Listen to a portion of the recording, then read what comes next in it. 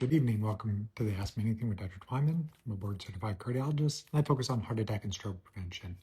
Every Monday night, usually, Tuesday night, and some other things pop up yesterday, but every Monday night at 6 p.m. Central Time for the past 5 years or so, been doing these Ask Me Anythings, where I answer your questions about lipoproteins, lipid-lowering therapies, calcium scores, CT angiograms, high blood pressure, inflammation, metabolic disease, mitochondrial health, biohacking, anything that really can help your mitochondria and vascular health. Happy to answer them.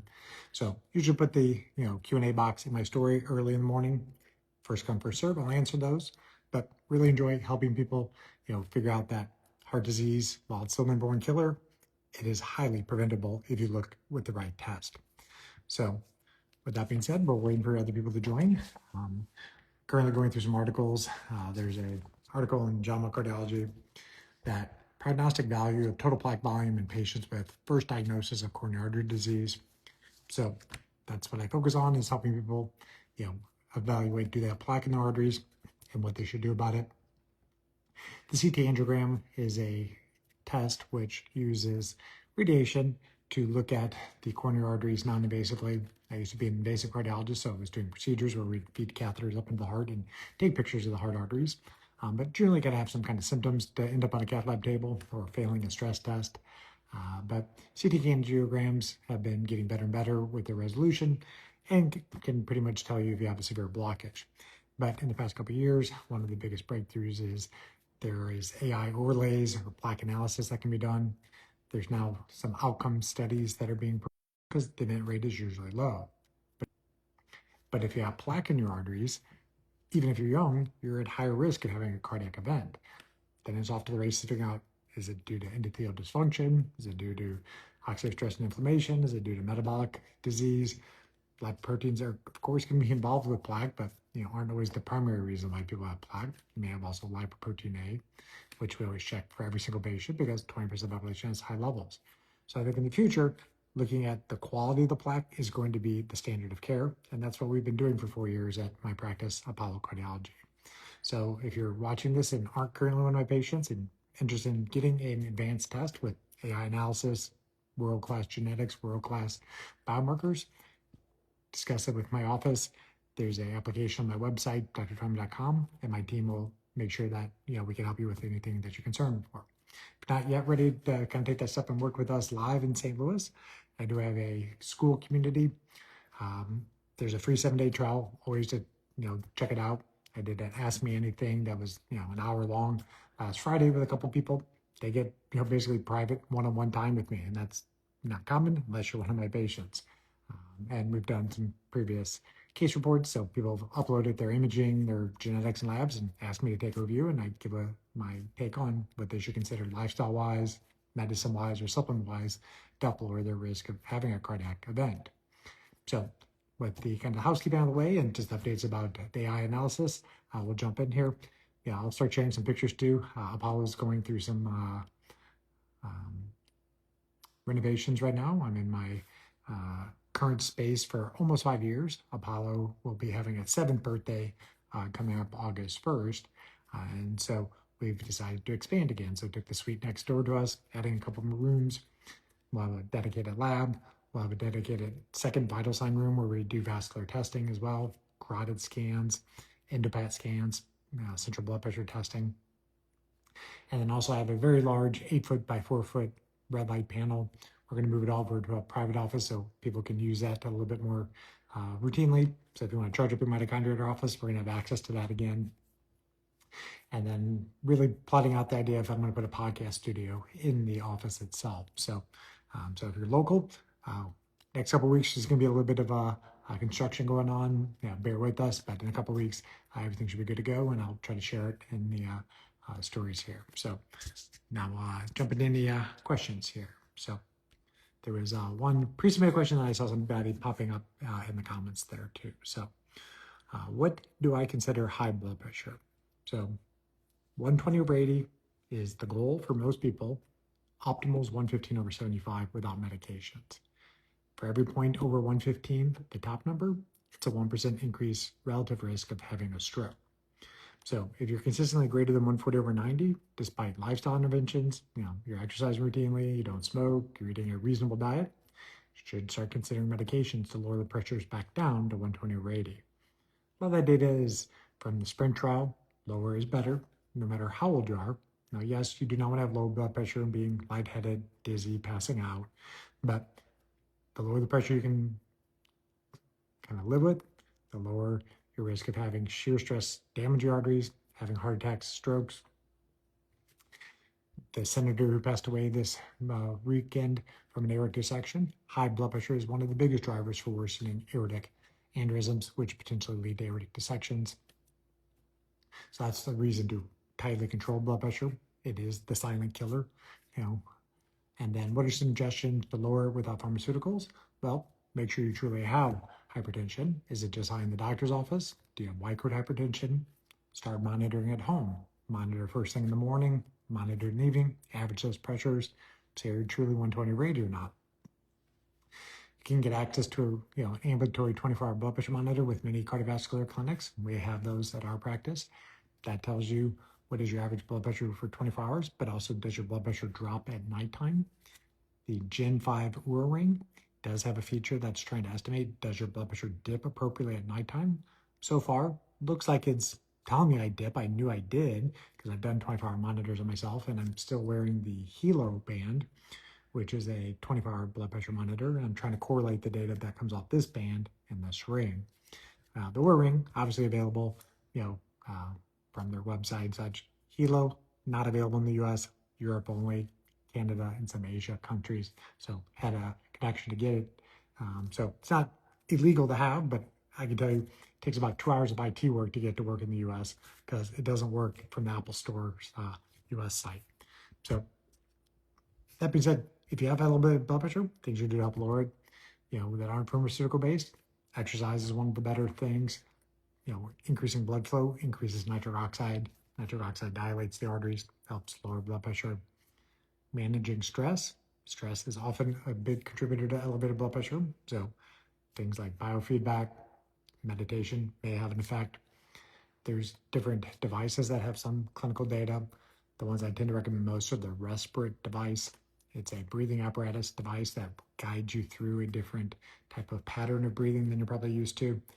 Basically, you're trying to get your breath rate down to like 6 breaths per minute. That activates the vagal tone and helps lower blood pressure. There's the Zona Plus. It is a isometric grip strength device. Think of like a cockpit joystick for a pilot. That is what it's designed after. Pilots tend to have lower blood pressures, and they figured it out because they're squeezing that joystick. And so that device has you holding pressures for 90 seconds each side, and then you rotate 2 times. So it takes a couple minutes per day. May lower blood pressure. I can't remember exact numbers, but no more than 10 points on the top number. So this is not for if you have severely elevated blood pressure. This is if you have mild and you're trying to do it with lifestyle alone. Optimizing nitric oxide, so avoid mouthwash so you don't disrupt your oral microbiome. Try to limit artificial things that are blocking stomach acid. So proton pump inhibitors, Zantac, Tums. If you need them, you need them, but it's likely to affect your nitric oxide and may affect blood pressure. And then, things like sleep. If you're not sleeping well, particularly if it's due to disordered breathing, you have apnea, treat the sleep apnea, blood pressure gets better. So, that's what we do at Apollo Cardiology is we get to the root cause of why people have high blood pressure. Meds can be used when needed. Oftentimes, we walk through the story, like, is there something lifestyle the person has not been aware of and try to fix that. If they are doing everything they need to do lifestyle-wise, and you fix all the nutrients that were deficient with supplements, then you can use, very targeted genetic testing to figure out which drugs are likely to work best with the least amount of side effects. So that's the question for high blood pressure tonight. All right. So somebody says that they found me on Dr. Jack Cruz's website today, and they think they'll find a cardiologist that is mitochondrial informed. Well, there's not many of us, I can tell you that. So I found Uncle Jack probably back in 2017, 2018. Had the pleasure to meet him a couple times. Versed in his ideas of light water magnetism and how it affects the way the body produces energy in the mitochondria. And I've been talking about circadian biology since my practice opened in 2019. And if you find me on social media or any of my prior podcasts, you're going to see me wearing the blue, black, and glasses. So I do that in part because, lead by example, but I don't want to, have my sleep disrupted. And so I wear these when I do podcasts and the bright lights are in your face. If the host doesn't know about, biohacking or circadian biology, then that's an opening into me being able to discuss why am I wearing the funny yellow glasses.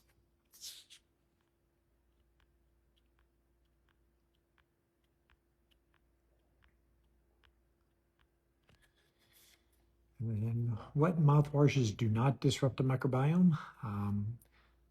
That's a test or guess type of thing. There aren't any that I know that absolutely do not. The ones that tend to worsen it the most are the antiseptic ones like Listerine, designed to kill bacteria, but it's going to kill the good bacteria in the mouth as well. You need the nitrate reducing bacteria in the saliva to be able to break down nitrates. So when you eat foods rich in nitrates, which are mostly green leafy vegetables and beets, the bacteria in the saliva break it down into nitrites and eventually nitric oxide in the stomach. Other high alcohol mouthwashes also potentially have an effect on the microbiome. So the best way to test would be to use the oral nitrite sticks. There's various vendors that make them. They're available on Amazon. Dip your saliva in it. The brighter red it is, the better you have the nitrate reducing bacteria that work for it. Dr. Nathan Bryan, who I've had the pleasure of learning from and meeting, he is one of the pioneers in making multiple nitric oxide promoting supplements. He has a toothpaste that does not have fluoride. I know he was working on a mouthwash. I don't know exactly when it's going to be released commercially, but once that's out, that's what I may be recommending to my patients, is the one that comes from Dr. Nathan Bryan's company.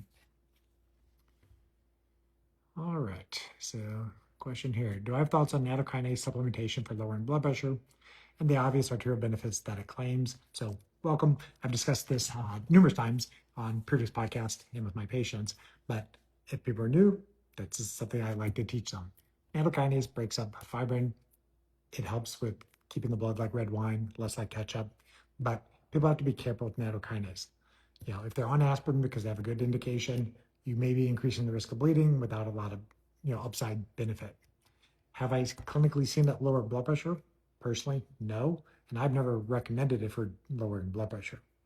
The claims that it, stabilizes plaques, shrinks plaques, it's in hypothesis mode at this point, not proven. The study that most people try to claim that shows plaque regression was a highly flawed study. It was run out of China.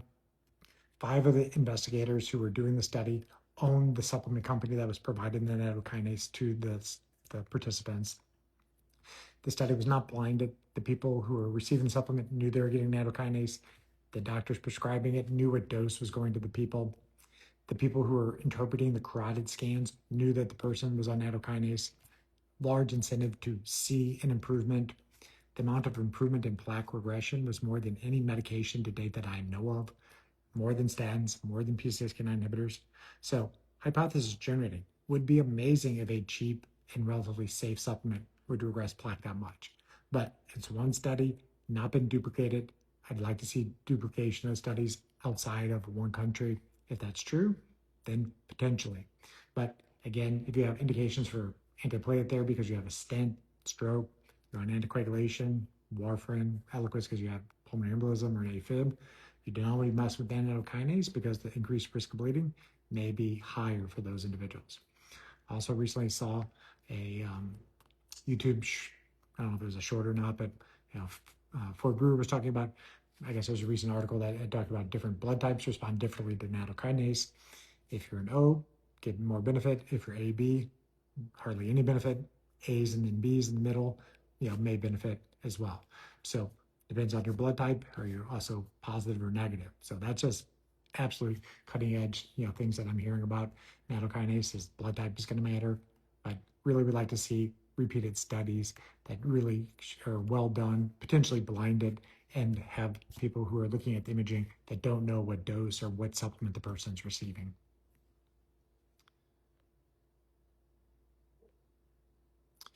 If you have high ApoB but low triglycerides and low I assume this is CRP. Are you still stacking plaque? The short answer is possibly. Test, don't guess. High ApoB is one of the things that is necessary for plaque, but isn't always sufficient to be the thing that triggers the plaque to form. It's more complicated, but I usually break it down into 3 big buckets. Does the person have optimal endothelial glycocalyx function and underlying endothelial function? In English, does the lining of the artery repel the ApoB particles from sticking to it? So there are supplements that can help support the endothelial glycocalyx. There's supplements that can help support nitric oxide. You want to do testing to figure out, do you have high uric acid, high homocysteine, high ADMA? Do you have high urine microalbumin and creatinine? If you do, you probably have some issues with your nitric oxide availability. You may have high blood pressure. Treat that. hsCRP is one inflammatory marker, but do you have high LP-2 activity, high myeloperoxidase, high oxidized LDL, high F2 prostate and creatinines? Then you still have a lot of oxidative stress and inflammation. Your arteries are probably getting stretched up. Triglycerides being low is usually a sign that the person doesn't have a lot of metabolic disease. They're probably not diabetic, pre-diabetic, but not guaranteed. And then ApoB, more ApoB, shots on goal analogy. If you have significant plaque in the artery, ApoB is under 70 is kind of the 20th percentile. Under 55 is probably optimal for people who have high risk plaque or have had prior cardiac events. How you get the ApoB down, that's up to the person who you're working with. Can it be lifestyle? Sometimes, but generally it's mostly polygenic, and it's going to be something where you got to figure out like what nutraceutical pharmaceutical is going to likely work best for the person. Nutraceuticals, they have some effect for some people, but it's minor, and you usually got to take multiple of them. I always talk to people about risk versus benefit, cost as well. Some supplements will work at lowering lipoproteins, but the ones that work most efficiently, you're usually taking 3 pills 3 times a day, and that supplement's about $100 per month. People can spend money however they like, but you have to kind of risk benefit of like how many pills you're willing to take, how many dollars you're willing to take, and is it getting you the risk reduction you're hoping to get?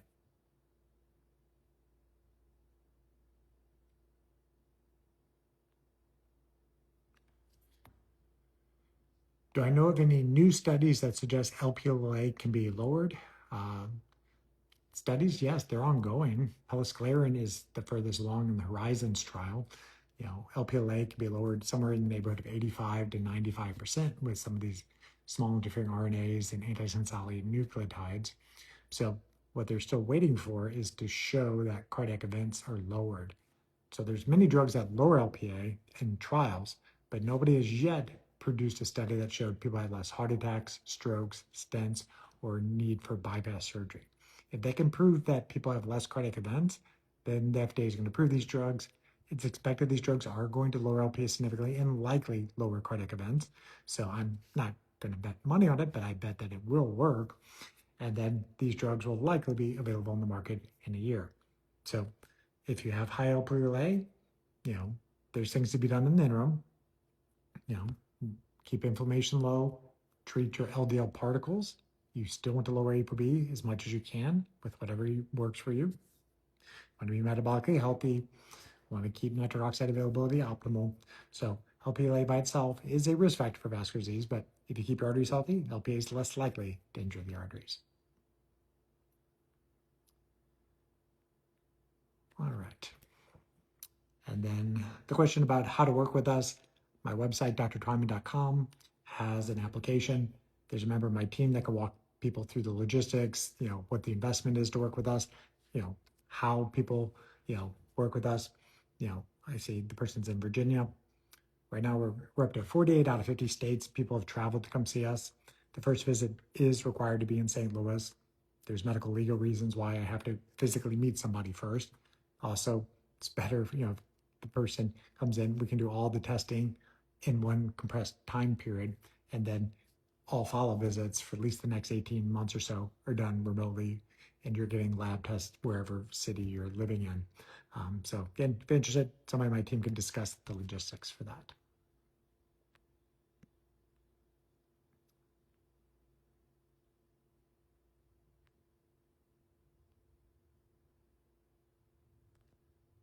All right. So not seeing any other questions coming in just yet. I'll stick around for a moment or two, but thank you for those that are joining. I love doing these things, helping you educate you about how to reduce your risk of heart attack and strokes. That's my passion. Used to be an invasive cardiologist. Very rewarding to help people when they're having heart attacks, really sick in the ICU, but thought it'd be a little bit better to spend my skills at preventing the heart attack instead of treating them. So that's what I've been doing with my practice since 2019. I love teaching on my school community, so check it out. Free 7-day trial if you want to look there. The link is in my bio. It's also just drtwyman.com/school. So we'll be back Monday, 6 p.m. Central to answer more questions. Every Monday morning, I put the question box in my story. Put in your questions. I'll answer them in the order received. And as you're seeing, if there's time and questions come in the comments, I'll answer them here as well. So I see a couple other ones that are popping up, so we'll keep answering these.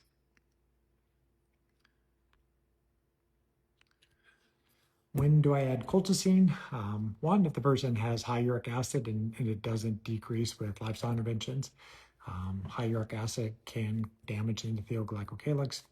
There's a study called the low-DOCO trial using low-dose colchicine, 0.5 grams, in patients who have known cardiovascular disease, already on optimal medical therapy, lipid-lowering therapies and such. Colchicine lowers inflammation. People have less cardiac events. So I do use it on occasion, but many of my patients, are a little bit earlier to the game. They're not already having cardiac events. So I'm not using as much colchicine as maybe a hospital-based cardiologist would at this point, but it is a relatively safe medication to use in the right situation.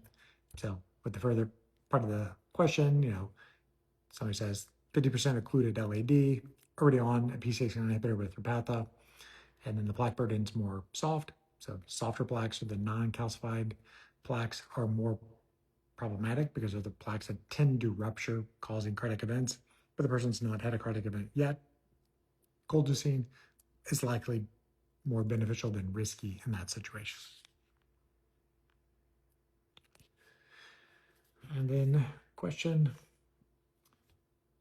do I think postmenopausal HRT or hormone replacement therapy can reduce cardiac risk and events? So opinion, no studies show that to my knowledge. The main benefit for hormone replacement therapy, and I see that there's another part down there that somebody added on asking for perimenopause. So I think for perimenopause, it is wise to work with somebody who is used to using estrogen earlier in the kind of health span than waiting for estrogen to be fully withdrawn and then adding it back in. So I think it's the rapid reduction of estrogen that tends to be the thing that some women are highly sensitive to. They get the hot flashes, the brain fog, change in body composition relatively quickly. They should be considered to use estrogen sooner than later if they don't have other high risk factors, blood clotting issues, strong family history of hormone susceptible breast or ovarian cancers. So main benefit is to reduce vasomotor symptoms. The women who have the vasomotor symptoms tend to have more issues with microvascular issues where they don't release nitric oxide efficiently. So sometimes the estrogen replacement then improves the nitric oxide availability, the arteries dilate, their hot flashes tend to improve, and their blood pressure tends to be more normal when they're back on their estrogen. Lipid panels definitely change with lower estrogen. The LDL receptors aren't expressed as much, so LDL cholesterol tends to rise, HDL cholesterol tends to lower at menopause. Definitely bone health is important, so low estrogen is associated with osteopenia and osteoporosis, and if you lose bone density, it's harder to hold on to muscle mass, and your muscles are highly necessary to be the metabolic sink for a lot of the glucose that the person's eating. So the healthier muscles, the healthier metabolism. Well, it's not 100% true, but like the more muscle mass you have, the better the person tends to age.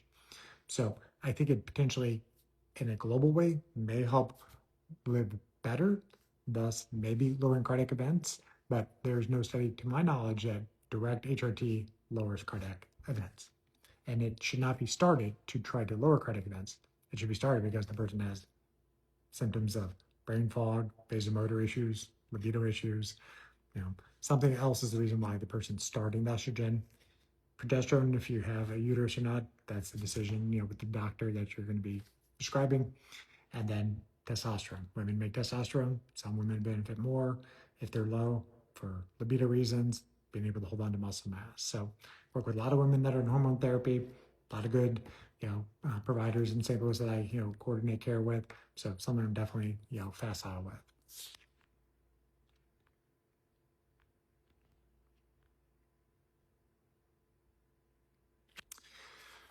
What do I think of social media now that maybe cholesterol is not as bad as we all grew up thinking? There's something I, get asked on a daily basis. Pretty much every podcast I've ever been on.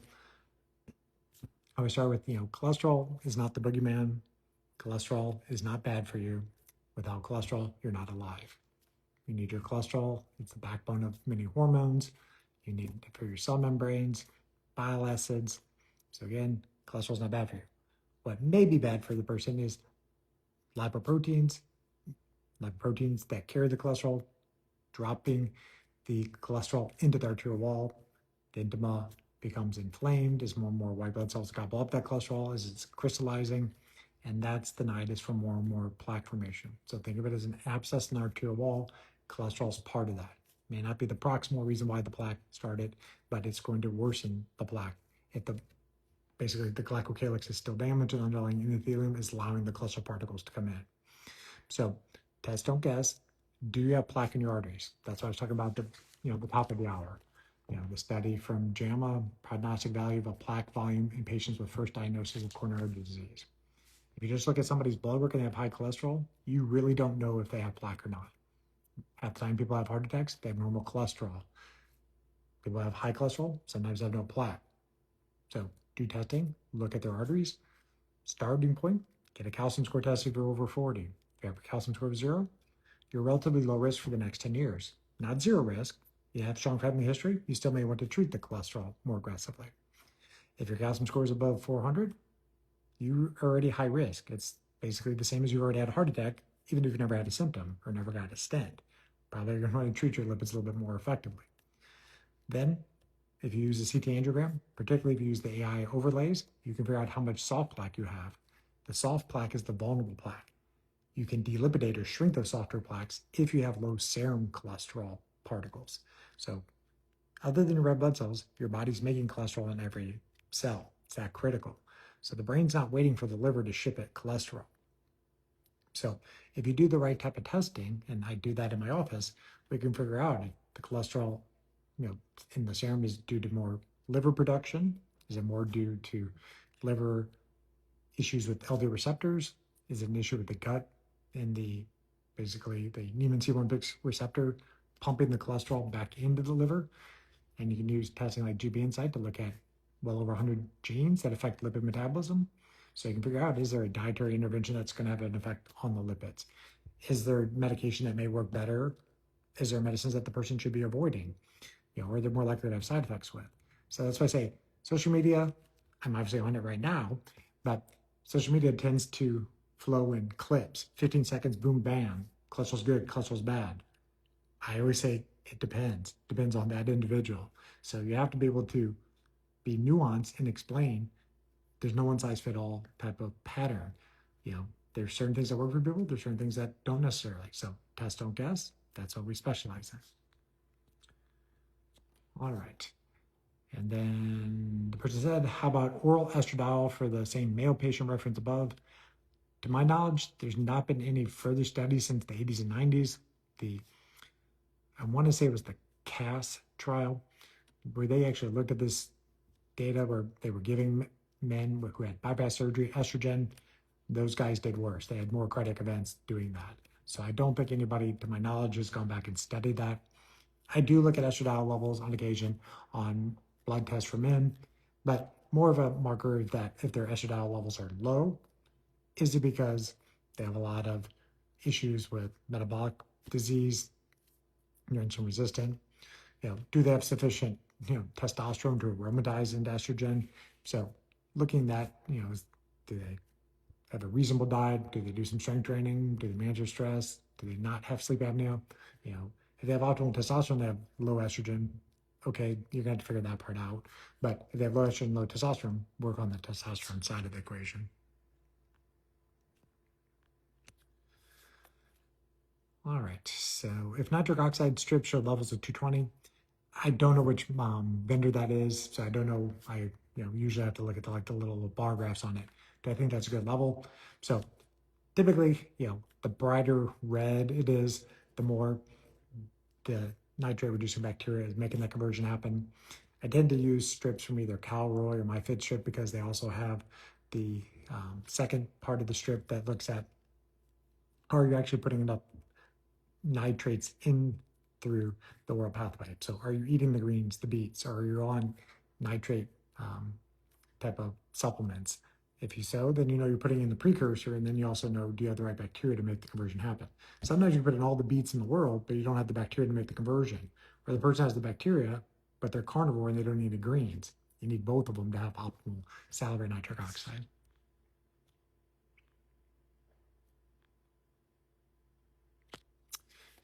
Doesn't a diuretic deplete potassium and sodium?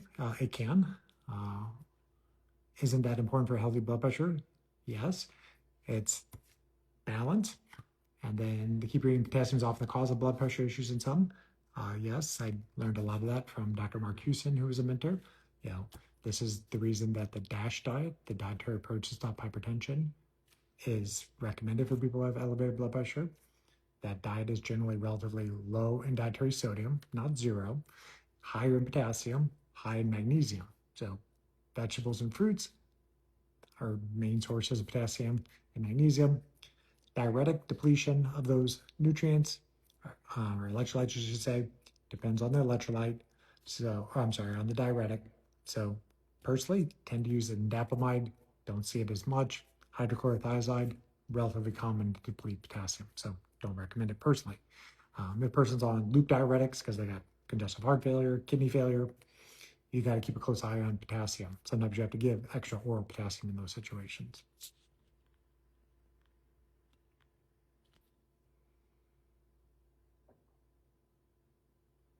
Okay, so somebody said the bar graph says 220 is good and doesn't need supplementation. Anything less says to supplement, but there's two higher levels than 220. Okay, well, blood pressure normal, 120 over 80.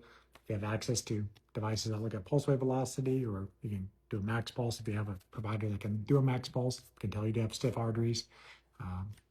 That's really the way to know if that's beneficial or not.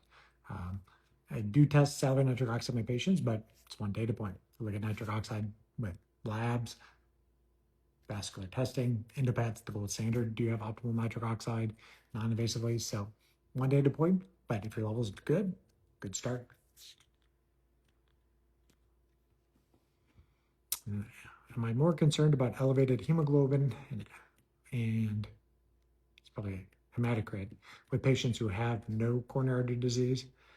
So, based off your handle, would suspect that this is a question more related to somebody on testosterone replacement therapy and you're seeing high H&H.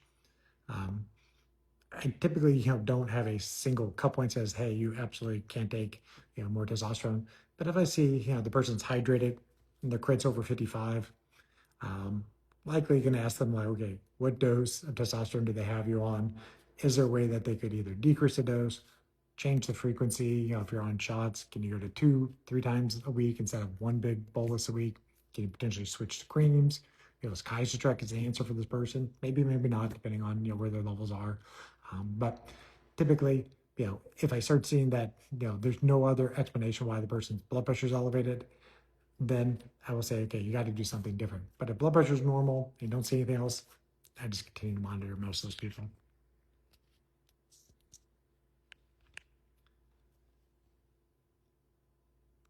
All right, well, this was a great one. Usually I'm only getting like 10 to 15 minutes of questions on Monday nights, so I'll have to see if the trend holds. So people join back next Monday, 6 p.m. and keep asking as many questions. I'll hang out for the full half hour. If not, we'll do as much time as needed then. But if you're looking for like more in-depth questions, want to go back and forth with me, join the school community. All right, so hope you guys have a great rest of the evening. I will be back next Monday. If you think there's anything that I should learn about in the interim, send me something in the comments and I'll try to talk about it next Monday. Take care.